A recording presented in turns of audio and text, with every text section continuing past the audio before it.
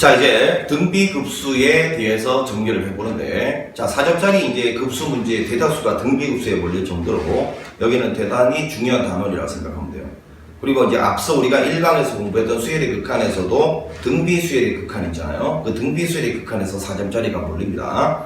선생님, 근데 왜 등차 수열은 없습니까? 자, 생각을 해보면 등차 수열은 뭔가를 계속 더해가는 수열이기 때문에, 그지?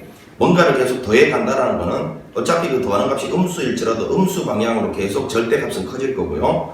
양수면 양수 방향으로 계속 절대값이 커질 거기 때문에 등차 수열은 더해가면 결국은 발산하게 돼 있어요. 그러니까 관심이 없는 거야. 그럼 등비수열의 급수, 등비급수라는 거는 뭐냐?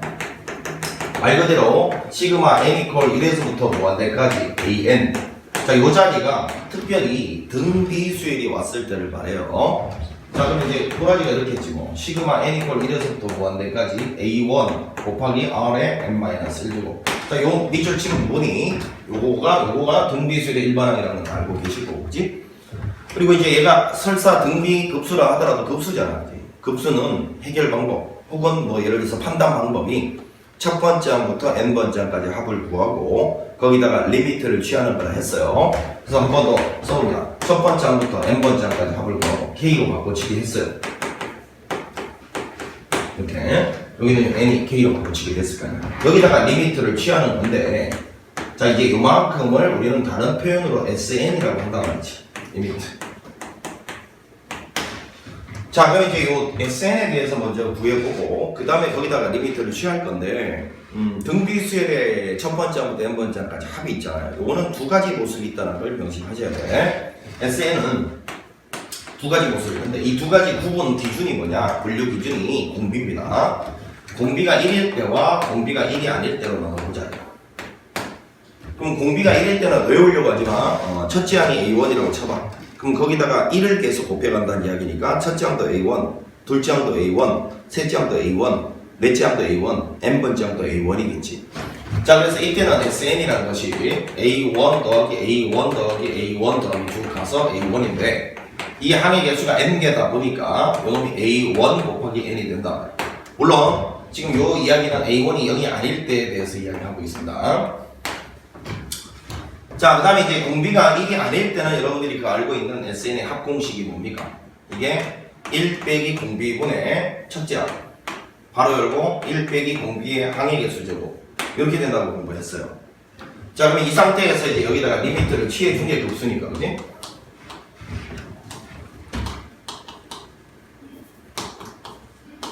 이렇게. 그러면 얘는 눈치를 챘죠? A1이 0이 아닌 상태에서 n이 무한대라고 하니까 발산입니다. 발산. 얘는 100% 발산한다는 걸 눈치를 챘죠? 자, 그 다음에 이제 얘의 극한을 계산하려고 하는데 어저께 배웠던 이제 수열의 극한에서 배웠던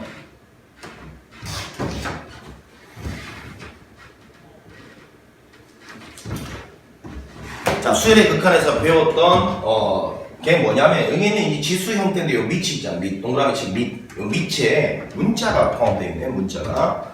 저런 밑에 문자가 포함되어 있을 때는 반드시 범위를 나눠서 풀어야 된다고 어저께 공부를 했어요. 기억이 나죠? 자, 그래서 요놈 절대값 r이 1보다 클 때와 절대값 r이 1보다 작을 때와 r이 1일 때는 안 합니다. 왜? 여기서 이미 했거든요. 발산한다고. 그 다음에 r이 마이너스 1일 때로 나눠서 생각을 해보면, 자, 절대값 r이 1보다 클 때 어떻게 되는지 보세요. 요 자리가 2나 마이너스 2 들어갔다고 상상해봐. 무한대로 보내면 발산하겠지. 요때가 중요합니다. 여기가 절대값이 1보다 작다는 말은 2분의 1이나 마이너스 2분의 1 따위가 왔다고 생각을 해봐. 상상해보라고. 그러면 이거를 무한대로 보내면 값이 점점점 크기가 작아져서 0으로 다가갔겠죠. 그러면 얘가 0으로 다가가면 남는 놈이 뭐가 남냐면, 자, 이게 남습니다. 1 빼기 공비분의 첫째 항만 남아요. 수렴하는 거죠, 수렴. 첫째 항이 0이 아니라는 가정에서. 그 다음에 r이 마이너스 1이면 이게 마이너스 1의 거듭 제곱이니까 n이 짝수냐 홀수냐에 따라서 진동 발산할 테니까요. 이것도 발산입니다. 이거는 초록색으로 그냥 쓰지. 자, 그럼 우리가 이런 행동을 통해서 등비급수가 수렴할 때를 한번 따져봤더니만 요 경우만 딱 수렴한다는 걸 알 수가 있어. 요 경우. 나머지는 전부 발산이라는 걸 알 수 있잖아. 따라서 여기서 이제 등비급수나 수렴할 조건.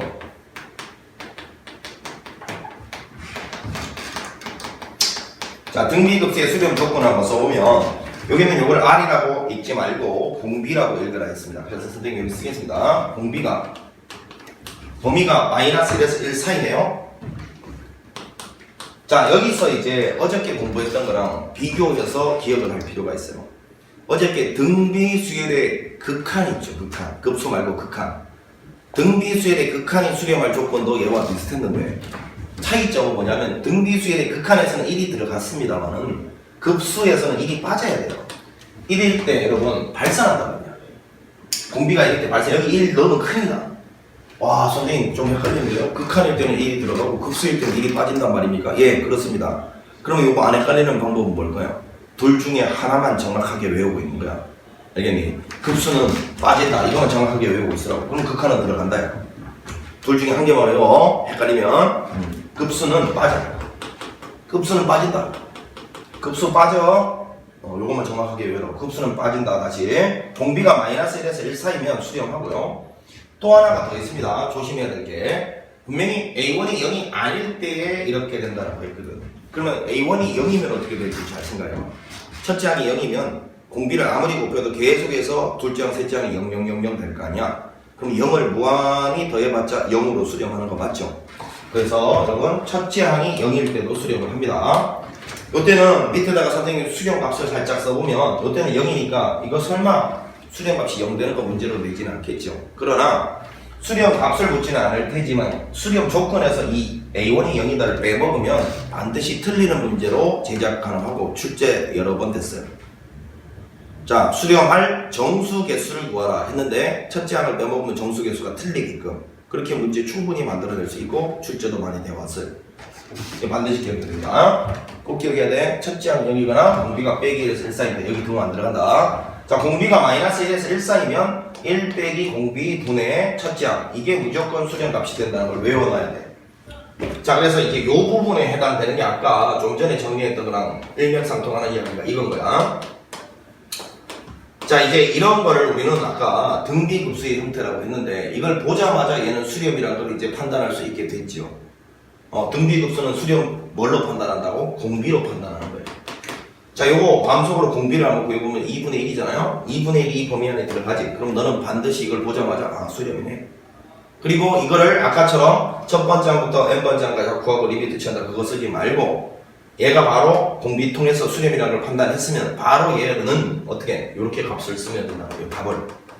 자, 1 빼기 공비분의 첫째 항 2분의 1 이렇게 바로 답을 쓰면 된다고. 처음부터 끝까지 막 처음부터 해보지 말고.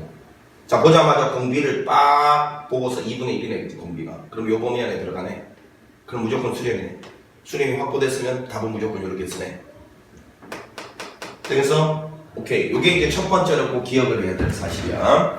등비급수는 첫째 항과 공비의 범위로 수렴 조건을 판단하는 것이고 만약에 공비가 마이너스 1에서 1 사이고 첫째 항이 0이 아니라면 마이너스 1에서 1 사이라면 공비가 바로 그 급수의 값은요 1 빼기 공비분의 첫째 항이 됩니다. 무조건이요. 자, 요게 이제 첫 번째로 알아놔야 될 등비급수에 대한 이야기입니다. 자, 수렴 조건에서 1 빠진다는 거 다시 한번 강조합니다. 자, 이제 등비급수가 요와 같이 수렴 조건을 가지게 된다는 걸 확인해 봤으면 이제 마지막 하이라이트 등비급수의 활용인데 얘는 이런 느낌이라고 생각을 하는데 등비급수의 활용 얘는 수능이 시작된 이래로 지금까지 단 한 번도 수능에 빠진 적이 없어요. 자, 그런데 이제 문과 이과가 좀 차이가 나는 건 있어요. 최근 한 몇 년 동안은 이과의 시험 범위에서 얘가 빠져 있었기 때문에 이과의 시험 범위에서 얘가 빠져 있었기 때문에 문과만 최근 몇 년 동안은 출제가 됐어요. 이해가지? 근데 이제 이번에 교과 과정이 개편되면서 역전됐어요. 이과가 이게 들어가고 문과가 이게 빠져요 지금. 그러면 이거는 미루어 짐작할 수 있죠. 문과가 시험 범위에 들어갔을 때도 수능 100%였기 때문에 이과만 들어간다고 해서 수능에 빠질 가능성은 선생님 별로 없다고 생각해요. 반드시 나올 거라고 생각이 돼요. 근데 이제 이것도 조금 조심스럽긴 하다. 왜? 이과는 전통적으로 삼각함수에서 그림 문제가 하나 반드시 나와. 이제 삼각함수에서 막 삼각형 막 원 이런 거 막 그림 복잡하게 그려놓고 그놈의 극한, 삼각함수의 극한과 연결된 문제들, 이게 전통적으로 매번 수능에 출제되던 문제이기 때문에 그림 문제가 여기서도 나오고 거기서도 나오면 조금 이구한테 부담이 가중될 수가 있잖아, 그지? 그래서 사실은 이거는 조금 이제 짐작하기가 6월 평가원이나 9월 평가원을 지켜봐야 알 수 있을 것 같긴 한데, 일단 무조건 출제 가능성은 50% 이상입니다. 그러니까 50% 이상 된다는 거는 무조건 준비해야 된다는 뜻이에요. 게다가 이제 내신 문제는 절대 안 나올 리가 없고요. 200%죠. 분명히 나오게 돼 있고요.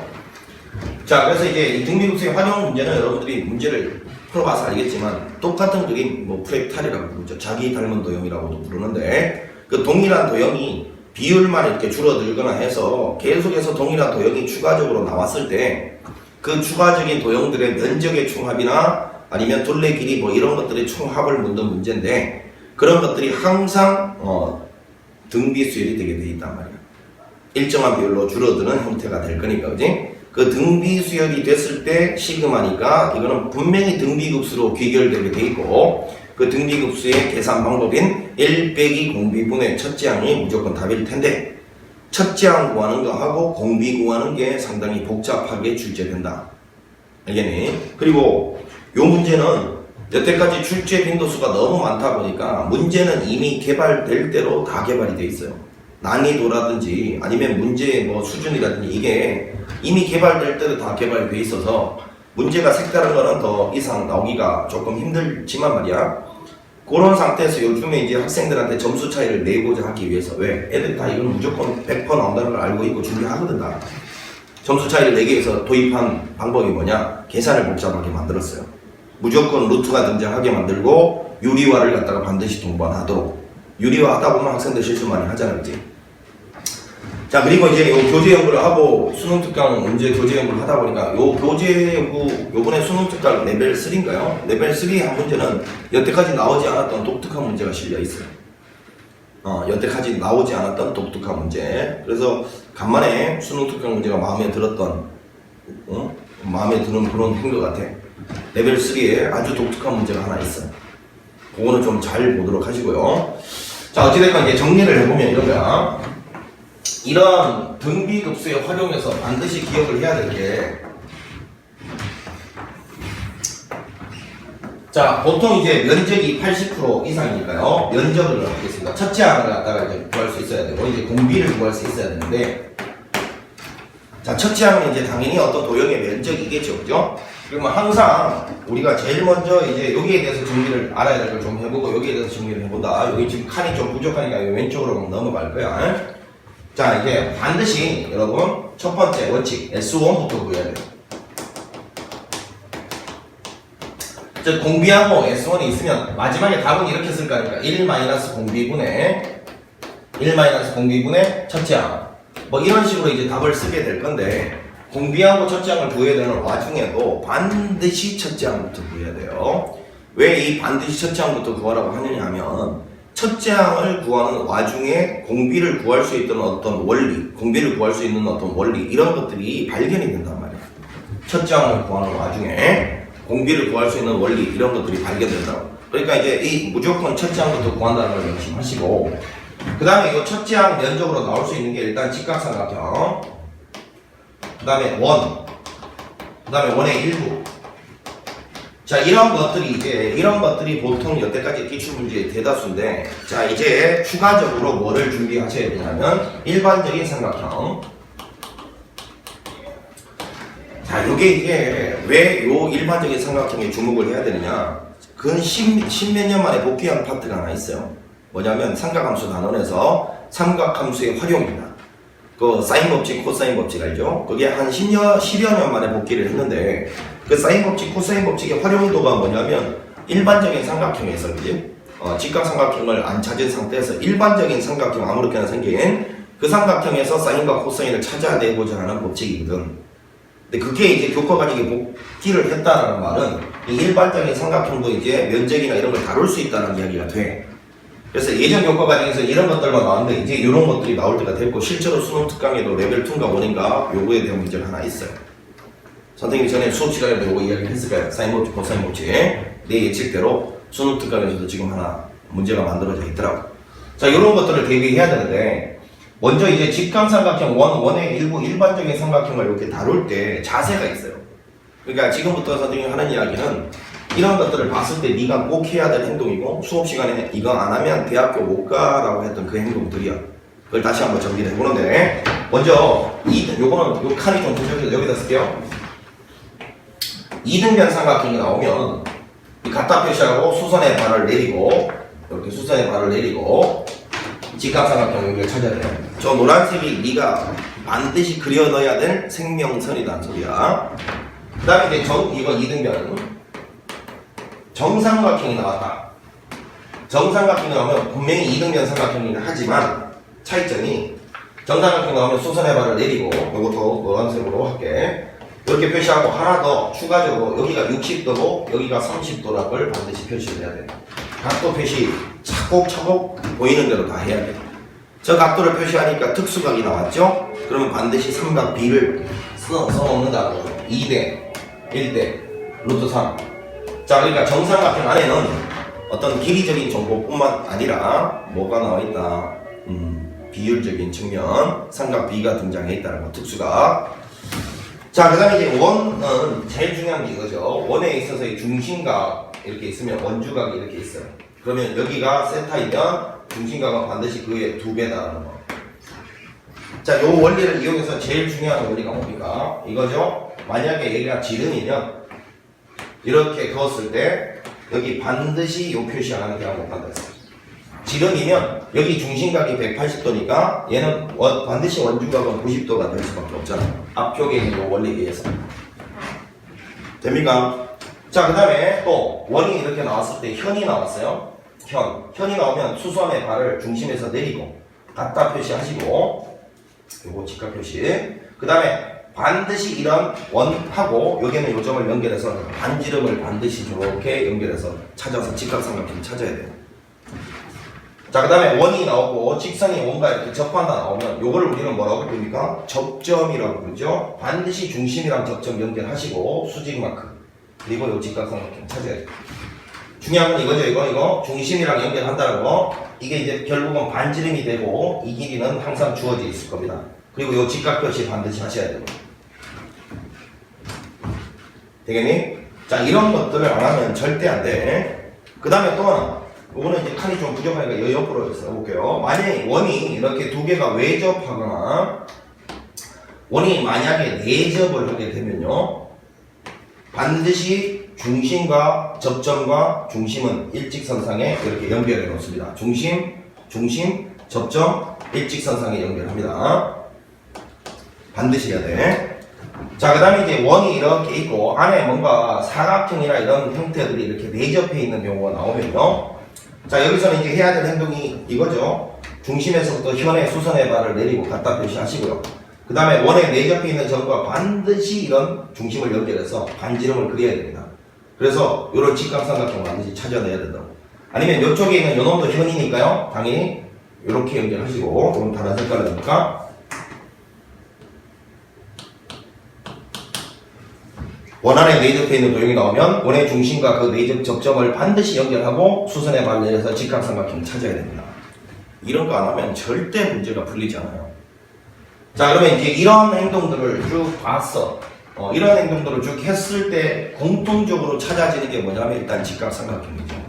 그러면 이런 데서 만약에 내가 직각삼각형을 찾았다. 그러면 가야 될 길은 정해져 있죠. 첫 번째 뭡니까?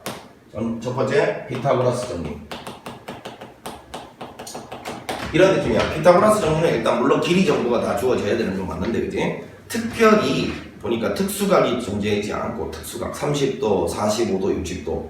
그런데 길이 정보는 충분해. 세 변의 길이를 뭐 다 알고 있다. 혹은 표현이 가능하다 치면 피타고라스가 되는 거고. 그 다음에 두 번째 특수각이 뭐 30도나 45도나 60도 따위가 등장하면 이때는 삼각 B로 가는 거죠. 여러분 알고 있죠? 45도짜리는 1대 1대 루트 2, 60도짜리는 금방 표시했잖아. 2대 1대 루트 3. 60도, 30도는 여기 공통적으로 들어앉아 있으니까.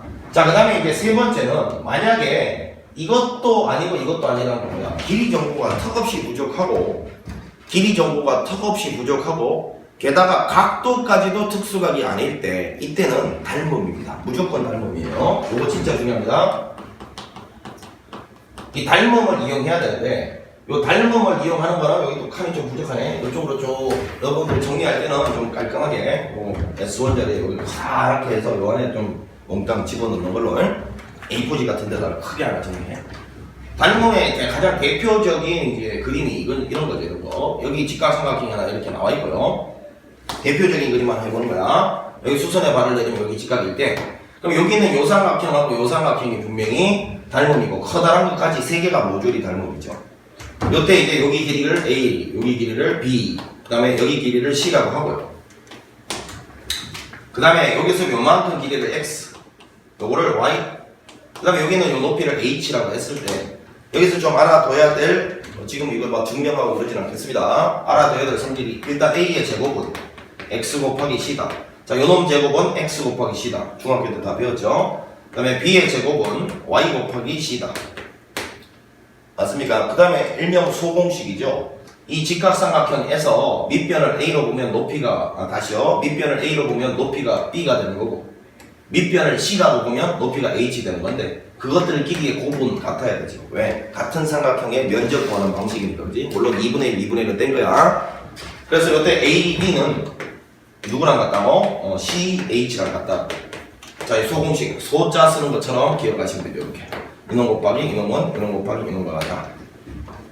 이렇게 중학교 때 배웠을 거 아니야? 자, 그 다음에 또 H제곱은 XY다 이런 것도 있고요.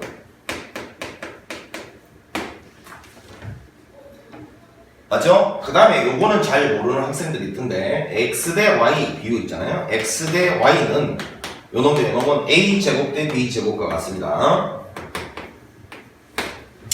왜냐면 요거를 변변히 나눠보면 돼요. 요거 나누고 요거 나누면 CC 날라가면요. 요놈 대 요놈은 요놈 대 요놈이 다 바로 나오잖아요. 자, 요런 거 정도는 반드시 닮음에서 기억을 하고 있어야 되는 형태들이야. 그리고 닮음에서 또 하나 기억해야 될 게 뭡니까? 만약에 예를 들어서 요렇게 삼각형이 있고요. 요렇게 삼각형이 있는데 이게 만약에 A고 이게 B라서 요거 두 개 닮은 B가 만약에 A 대 B다 치면 닮은 B 이게 A가 B다 치면 면적 B는 A의 제곱 대 B의 제곱이 된다. 이런 거 정도는 기억을 하고 있어요. 닮음에 관련된 내용들입니다. 이 정도는 반드시 기억을 하고 계셔야 돼. 되겠나? 자, 다시 이런 행동을 우리가 취하는 이유가 뭐냐면 일단 이등변하고 원은 직각삼각형 등을 찾아내기 위한 장치라는 거 명심하시고 이렇게 해서 보조선들 아니면 필수선들이라고 할게 필수선들을 통해서 직각삼각형 B가 찾았을 때 이런 세 가지 길밖에 없다. 길이 정도가 충분하고 세 변의 길이가 다 문자든 숫자든 표현이 된다면 피타고라스 정리고 특수각이 등장한다면 삼각 B를 쓰는 거고 만약에 길이 정도도 부족하고 특수각도 아니라 했을 때는 100% 각도 표시해보면 닮음일 거야. 닮음일 때는 닮음을 이용해서 문제를 해결해 나간다. 명심해야 돼. 자, 그 다음에 이제 원의 일부라고 되어 있는 거는 자, 여기 이제 그림 그린 거 원의 일부라고 되어 있는 건 예를 들어서 이런 거잖아요. 이렇게 갔을 때 이렇게 가고 예를 들어서 이렇게 가서 여기를 실질해 있어요. 이게 원의 일부인데 원의 일부는 항상 여러분 이런 걸 이제 우리는 일명 활골이라고 그러죠. 이 원의 일부는 항상 이것도 따로 떼서 이렇게 연결해서요. 이렇게 정리해보면 항상 원의 일부가 나왔을 때는 무슨 행동을 취해야 돼? 부채꼴을 먼저 찾아야 돼. 무슨 소리야? 이 원의 일부가 포함된 부채꼴부터 먼저 찾아야 되고 부채꼴이 딱 찾아지면 중심각 찾기에 돌입해야 돼. 즉 이 각을 모르고서는 절대 이 원의 일부 면적 구해낼 수가 없습니다. 왜냐하면 결국 이 각을 찾아야 부채꼴 면적 나올 것이고 그 부채꼴 면적에서 이 삼각형 면적을 빼서 얘를 구할 거거든. 그래서 무조건적으로 원의 일부가 만약에 S1이다. 원의 일부를 구할 때는요. 먼저 반드시 그 원의 일부를 포함하는 부채꼴부터 찾고 반드시 그 부채꼴의 중심각을 찾아내야 돼요. 사실은 부채꼴 면적 구하는 공식이나 이런 건 안 해도 되겠죠? 부채꼴 면적 구하는 공식이 뭡니까? 이렇게 있을 때 R 여기 세타 있으면 여기서 여기까지 길이 L이라고 할게요. 요 면적 S라고 하면 L은 R 세타고 S는 2분의 1 R 제곱 세타 이 정도 알고 있어야 돼. 그 다음에 여기서 또 하나 자, 삼각형 면적인데 이 각도가 세타고 요 길이를 A라고 하고 요 길이를 B라고 하자. 요번에는 요 삼각형 면적. 두 변과 사이각이 주어져서 삼각형 면적은 2분의 1 AB의 사인 세타다. 이런 것도 기억하고 있어야 돼. 그래야 여기는 이 색칠된 부분은 요 부채꼴 면적에서 여기는 요 삼각형 면적을 뺄 텐데 요때 요 삼각형 면적을 구할 때 이 공식 써야 되는 거 아닙니까? 되시겠지? 자, 그럼 이제 이 상황까지가 전부, 요 상황까지가 전부 뭐냐면 이런 직각삼각형이나 원이나 원의 일부가 나왔을 때였고, 자, 이게 일반적인 요 삼각형이 그냥 등장할 때는 반드시 여러분들 뭘 떠올려야 된다? 사인 법칙이나 혹은 코사인 법칙을 떠올려야 된다. 사인 법칙이나 코사인 법칙을 일반적인 삼각형에 대해서는 암기하고 계셔야 돼요. 맞습니까? 사인 법칙, 코사인 법칙은 지금 여기에 정리하기는 뭐합니다. 여러분들이 일단 복습을 하시고 이따가 문제 나왔을 때 복습을 한번 해보도록 하죠. 어찌됐건 S1에 대해서 대하는 자세는 진짜 최소한 이 정도는 돼 있어야 돼요. 되겠니? S1에 대해서 대하는 자세 이 정도는 충분히 갖춰져 있어야 된다. 이 정도가 충분히 갖춰져 있지 않으면 S1 절대 못 구합니다. 되시겠지? 좋습니다. 이제 공비에 대해서 가보는데 칠판이 흡수한 관계로 S1에 대한 걸 좀 지우겠습니다.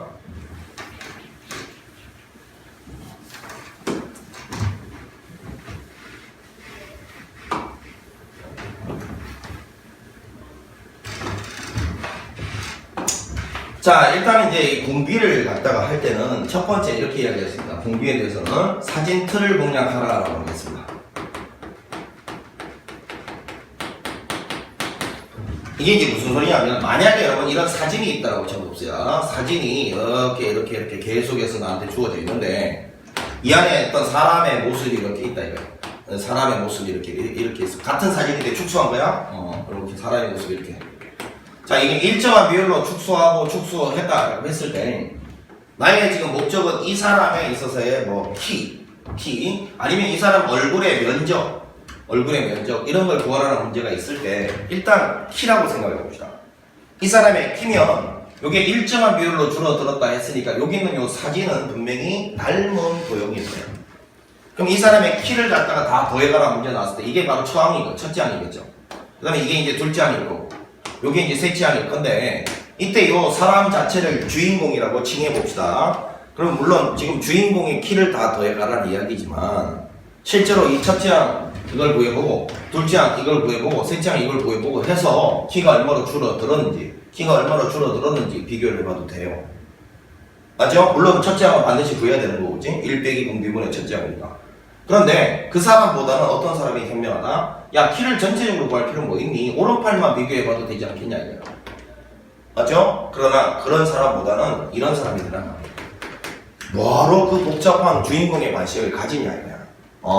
여기는 이 사진 이거하고 이것만 비교해보면 되잖아. 맞죠? 왜? 저 사진이 줄어든 비율이 그 안에 내용물이 줄어든 비율과 다를 수가 없어요. 만약에 이 사진이 3분의 2배로 줄었다. 그럼 그 안에 내용물도 당연히 3분의 2배로 주는 거예요. 그게 닮은 도형의 특징이라고. 그래서 복잡하게 이 주인공에 관심을 가지지 말고 공비를 찾을 때는 반드시 이 사진 틀 있죠. 사진 틀을 공략해야 됩니다. 사진 틀이 첫 번째 사진에서 두 번째 사진으로 갈 때 줄어든 비율이 그게 닮은 미가 될 거란 말이지.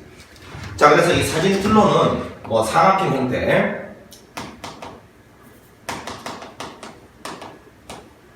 혹은 직각삼각형 뭐 이런 형태가 나오면 사진 틀은 가로 또는 세로 또는 대각선 방향을 공략하는데 사진 틀이 사각형이나 직각삼각형 형태로 지금처럼 이 사각형 형태로 되어 있을 때는 가로를 비교하거나 아니면 세로를 비교하거나 아니면 대각선을 비교하면 되는데 이 대각선을 비교한다라는 말 요거 잘 기억해 두세요. 요거는 언제 떠올라야 되냐면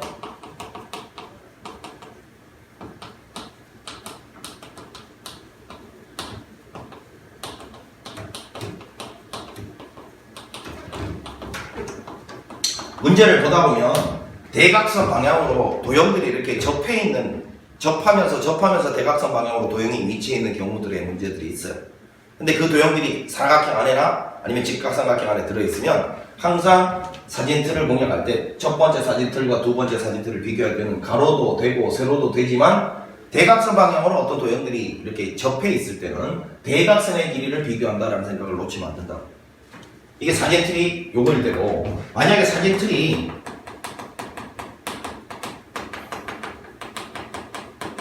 이게 원일 때는요, 이때는 뭐 그냥 정해져 있습니다. 사진틀이 원일 때는 무조건 반지름을 공략해야 됩니다. 첫 번째 사진틀이 원이고요, 두 번째 사진틀이 원일 때는 첫 번째 원과 두 번째 원의 반지름을 갖다가 비교를 하시면 된다는 거예요. 그래서 사진틀을 공략한다는 말이 무슨 말인지 이해를 해야 돼. 안에 있는 주인공들의 면적이나 주인공들의 길이를 다 더해가라는 문제일지라도 공비를 찾을 때는 주인공을 포함하고 있는 사진틀을 가지고서 공비를 찾아야 된다. 이게 첫 번째. 그 다음에 이제 두 번째는 이제 닮은 비가 A 대 B다. 그러면 이때는 만약에 요거는 이제 닮은 비는 언제 쓰는 거냐면 길이의 합을 갖다가 묻는다 하면 길이의 합에서 이제 공비는 닮은 비가 A 대 B일 때 길이의 합에서 공비는 A분의 B가 될 것이고요. 자, 닮은 비가 요거이면 이제 면적 비는 어떻게 되는 거지?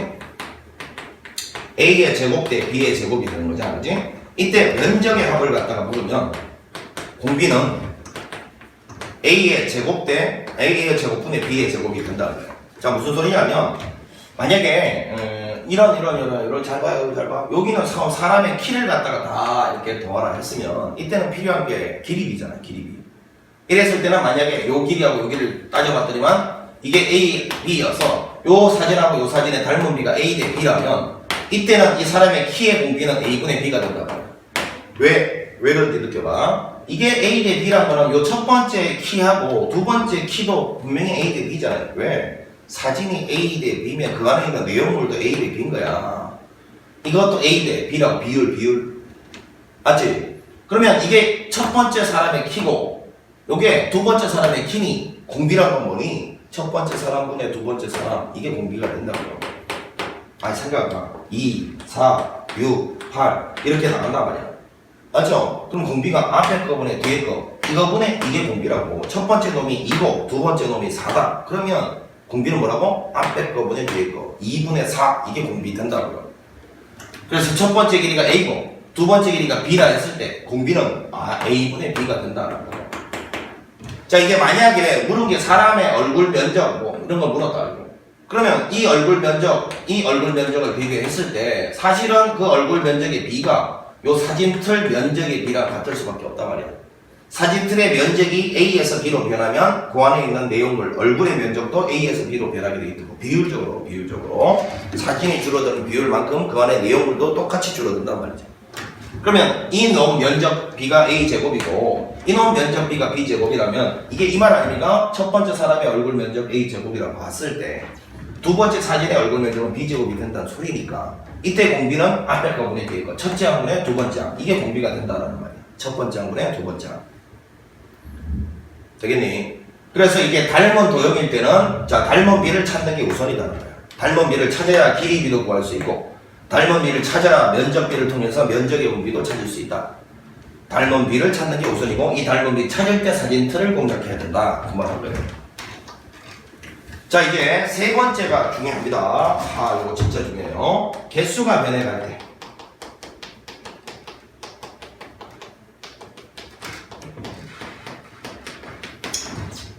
자, 이게 무슨 소리냐면, 자, 개수가 변해갈 때는 게 무슨 소리냐면, 첫 번째는 말이야. 첫 번째는 요와 같은 형태의 사진이 있었는데, 이걸 첫 번째 S1이라고 하죠. 여기에 사진이 추가가 되는데, 한 장이 추가되는 게 아니라, 일정한 비율로 줄어든 사진에 두 장이 추가가 된다, 이렇게. 이게 첫 번째 사진이었는데, 두 번째는 한 장이 아니고 두 개가 추가된 거예요. 세 번째는 또 이거를 일정한 비율로 줄어든 네 장의 사진이 추가가 된다고 칩시다, 이렇게. 그러면 일단, 이놈에서 이놈으로 갈 때, 이놈에서 이놈으로 갈 때는 무조건 닮은 도형이니까 일정한 비율로 면적도 줄어들잖아. 그러면 예를 들어서 이렇게 갈 때 공비가 R이었다고 치자. 등비수열이니까. 그럼 여기서 이렇게 갈 때도 공비가 R이었다고 치자.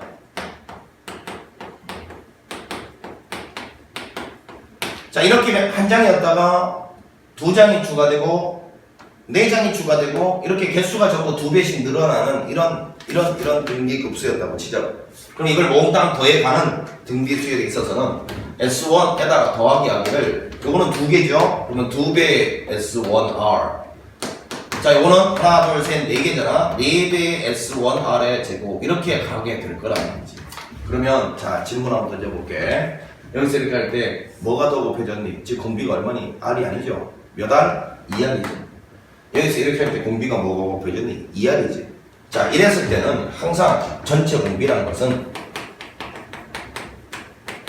반드시 명심해야 돼. 개수가 변해갈 때 전체 공비라는 것은 실제로 면적으로 구한 공비에 들어.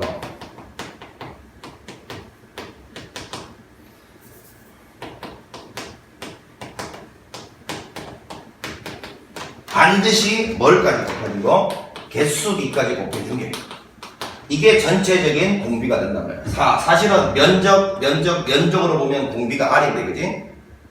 맞죠? 그 R에다가 개수가 몇 배씩 늘어나고 있어? 2개, 4개니까 2배씩 늘어나고 있으니까 면적으로 구한 공비에다가 개수가 2배씩 늘어나고 있으니까 이것까지 개수비는 2배씩이잖아? 이것까지 곱해줘서 2R이 지금 여기서 2R 곱했지, 여기서 2R 곱했지. 이게 반드시 전체 공비가 된다는 거야. 요 자리에 들어갈 공비 자리에 면적으로 구한 공비만 쓰면 안 되고요. 거기다가 개수가 몇 배씩 2배씩 늘어나면 개수비까지 곱한 2R을 요 자리에 써줘야 된다는 겁니다. 개수가 변해갈 때는 면적비로 구한 공비만 전체 공비가 됩니다. 거기다가 개수가 2배씩 늘어난다면 2까지 곱해준 개수비가 2니까 이거 2개 곱한 놈이 전체 공비 자리 요 자리에 들어갈 공비가 된다는 거. 명심하셔야 돼. 자, 그 다음에 이제 마지막으로 4번째는 요거는 이제 봤으니까 지웁니다. 칠판이 흡수하니까. 마지막으로 4번째는 닮은 도형이 아닐 때요.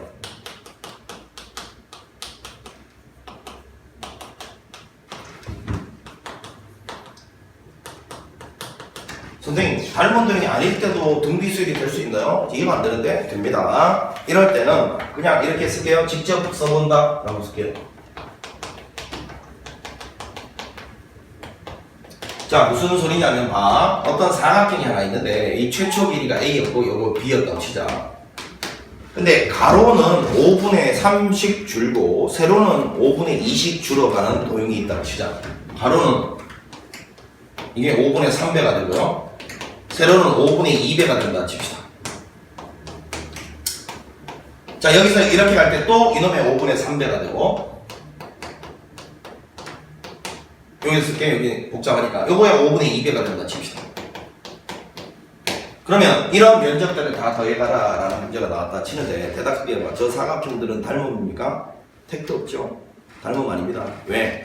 가로가 줄어드는 비율과 세로가 줄어드는 비율이 다른데 이게 어떻게 닮음입니까?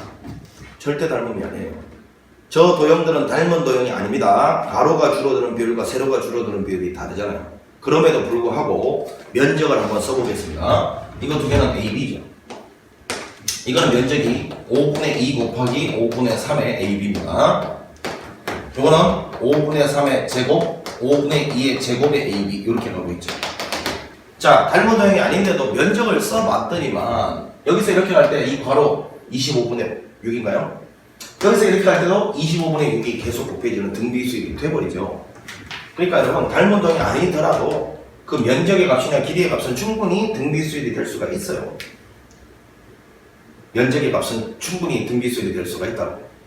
닮은 도형이 아닐지라도 이해합니까? 면적의 값은 충분히 등비수열이 될 수 있다고요. 우리가 중요한 한가는 이게 지금 등비수열의 활용이니까 등비수열 되게만 하면 돼. 그래서 닮은 도형이 아닐 때 이건 직접 써본다. 이렇게 직접 써보면 공비를 찾을 수 있다는 거예요. 자, 이 4번 유형이 올해 지금 수능 특강 레벨 3에 색다른 문제가 하나가 출제가 되어 있다 했잖아, 그지? 그런 어떤 색다른 문제, 생전 처음 봐서 공비가 어떻게 작동되는지, 공비가 어떻게 적용되는지를 잘 따질 수가 없는 문제도 4번에 해당됩니다. 닮은 도형인 것 같기도 하고 닮은 도형이 아닌 것 같기도 하고 막 헷갈려.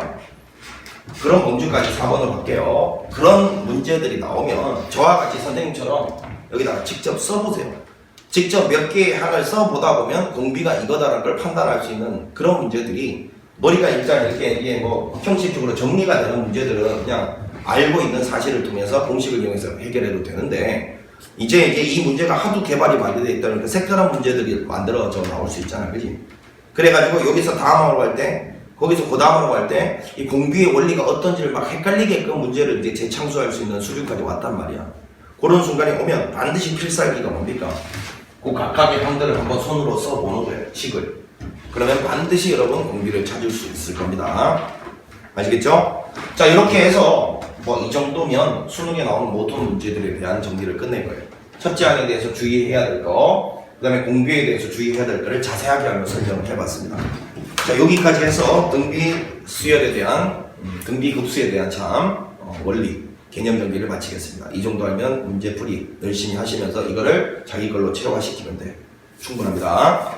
자, 수고 많았습니다.